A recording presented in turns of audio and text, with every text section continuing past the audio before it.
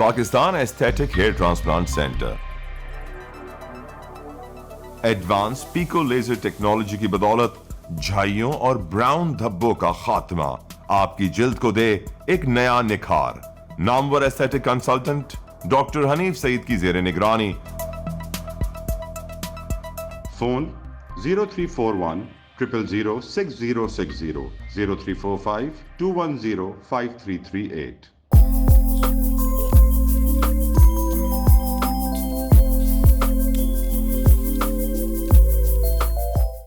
السلام علیکم. Live digital news میں خوش آمدید.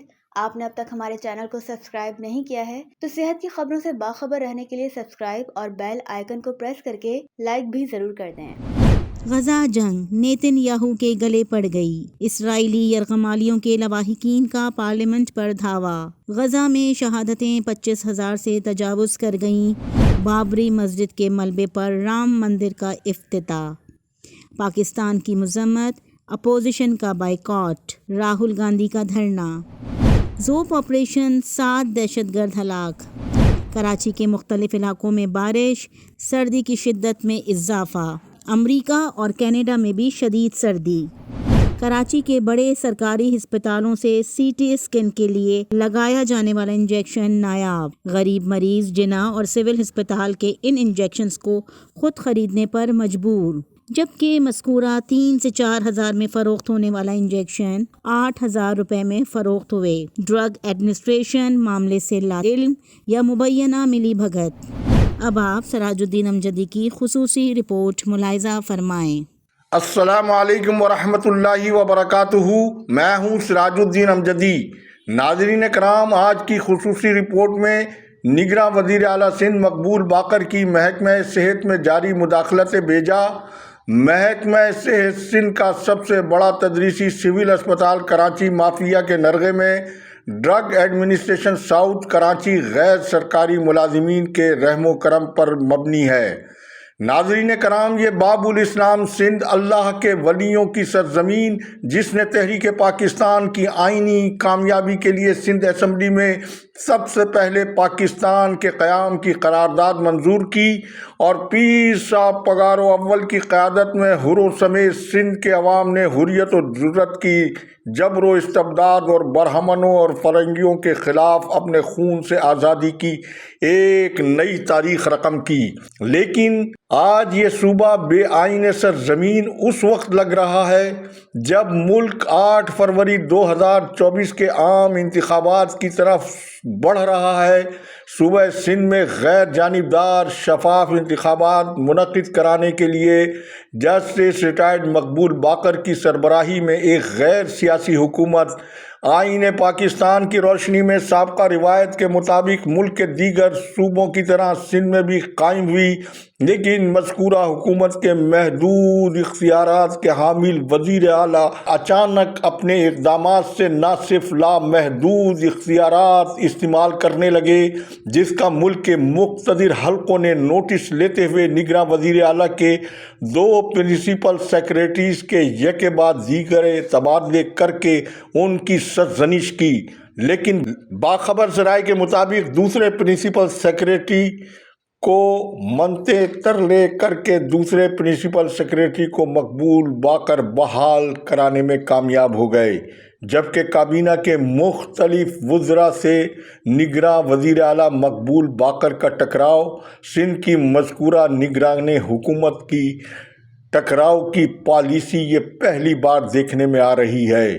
جبکہ وزارت صحت میں نجم شاہ کی جگہ اپنے ہمزلف ڈاکٹر منصور عباس رضوی کی تقرری اور وزیر صحت کی آئینی اور قانونی حیثیت اور اختیارات میں مداخلت سب کچھ ریکارڈ پر موجود ہے، اور اس میں بھی کوئی دو رائے نہیں کہ مقبول باقر 15 سال سے بار بار صوبے کے اقتدار میں رہنے والی حکومت کا وہ تسلسل ہے جس کی گواہی خود بلاول زرداری نے دی ہے.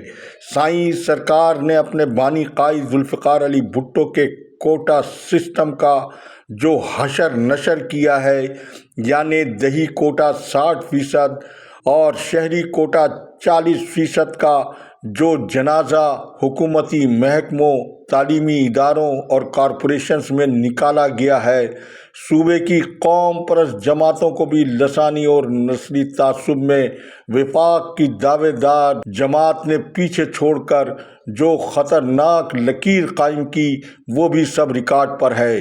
لیکن نگراں وزیر اعلیٰ نے جیالے وزیر اعلیٰ کی حیثیت سے صوبے میں مسلکی اقربا پروری کو جو ہوا دی اور اس ہوا کو مزید بھڑکانے کی جو کوشش کی ہے، یہ دونوں صورتحال موجودہ متحدہ پاکستان کی سالمیت کے لیے خطرے کی وہ گھنٹی ہے جس کا مظلوم نگراں وزیر صحت ڈاکٹر سعد خالد نیاز نے بہت محتاط انداز میں جو گفتگو کی ہے، پہلے آپ وہ اس ویڈیو کے ذریعے سماعت فرمائیں۔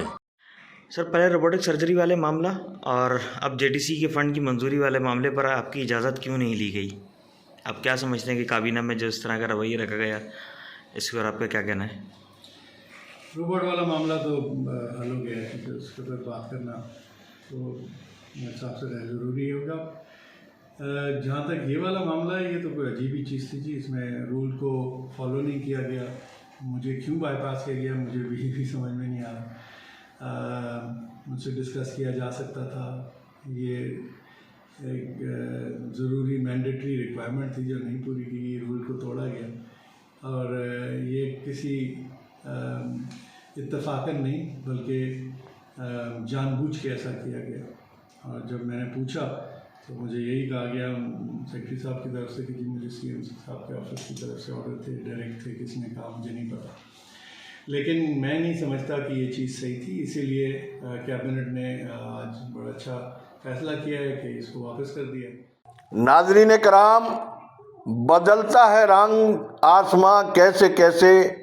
اب سیاست دانوں کے بعد محکمہ سے سندھ کے خلاف قانون انتظامی ڈاکٹر افسران بھی گرگٹ کی طرح رنگ بدلنے لگے، جس کا تازہ ترین احوال کچھ یوں ہے کہ ڈاکٹر رت کے ایم فوج سول اسپتال کراچی کے ایم ایس ڈاکٹر خالد بخاری کی جانب سے پیر کو یہ افواہیں سرگرم اور خبریں گردش میں رہیں، جہاں 2023 میں ریلیو کرائے جانے والے عبدالقیوم خان مروت کو سول اسپتال کراچی کے اسٹور کے اہم ٹیبلٹ کے شعبے کا تاج پہنانے کی اطلاعات ہے۔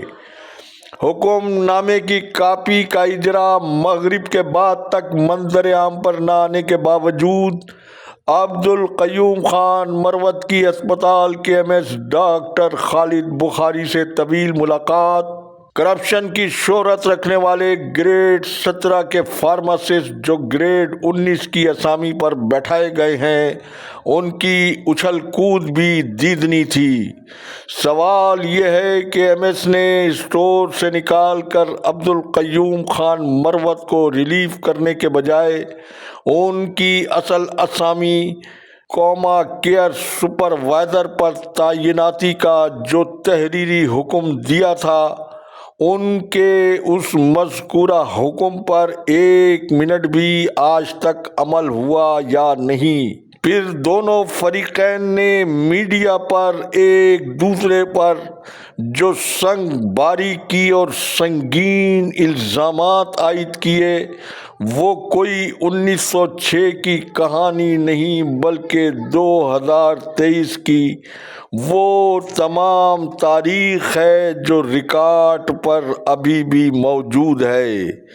اس کے بعد اچانک اصل پوسٹ سے ہٹا کر خلاف قانون پوسٹ پر تعیناتی کی خبریں۔ حکم نامے کے اجرا تک مزید تفصیل کے لیے آپ LDN کو دیکھتے رہیں اور انتظار فرمائیں۔ ڈرگ ایڈمنسٹریشن ضلع ساؤتھ کراچی حیرت انگیز طور پر غیر سرکاری پرائیویٹ لوگوں کے ذریعے نہ صرف چلایا جانے لگا، جو کہ ایک بہت بڑا قانونی سوالیہ نشان ہے۔ کیا محکمہ سے سندھ کا حساس نوعیت کا یہ شعبہ हिंदू बनिए की परचून की दुकान बन गई है। स्क्रीन पर साउथ में होने वाले एक मेडिकल स्टोर पर छापे की वो नाकाबिले तरदीद तस्वीर आप अच्छी तरह मुलाहिजा करें, जिसमें जैन लाखू नामी एक गैर सरकारी शख्स सरकारी ड्रग इंस्पेक्टर के साथ कैसे ऑपरेशन में एक्ट कर रहा है। इसका जवाब तो निगरां वजीर आला मकबूल बाकर और उनके लाडले सेक्रेटरी सेहत डॉक्टर मंसूर अब्बास रिजवी सिंध के अवाम को और मुक़्तदिर हलकों को देंगे, लेकिन उसके साथ ही निगरां वजीर सेहत डॉक्टर साद खालिद नियाज को इस लाकानूनियत का भी नोटिस लेना चाहिए। वो भी अपने आप को इससे बरीउज़ ज़िम्मा करार नहीं दे सकते। ये सब कुछ किस कानून के तहत कानून से ये खिलवाड़ हो रहा है। फिर तो सिंध की सरजमीन इस वक्त आईने बेज़मीन नहीं हो गई तो फिर क्या है। अल्लाह हाफिज़। पाकिस्तान जिंदाबाद। अवाम व अफवाज पाकिस्तान पाइंदाबाद।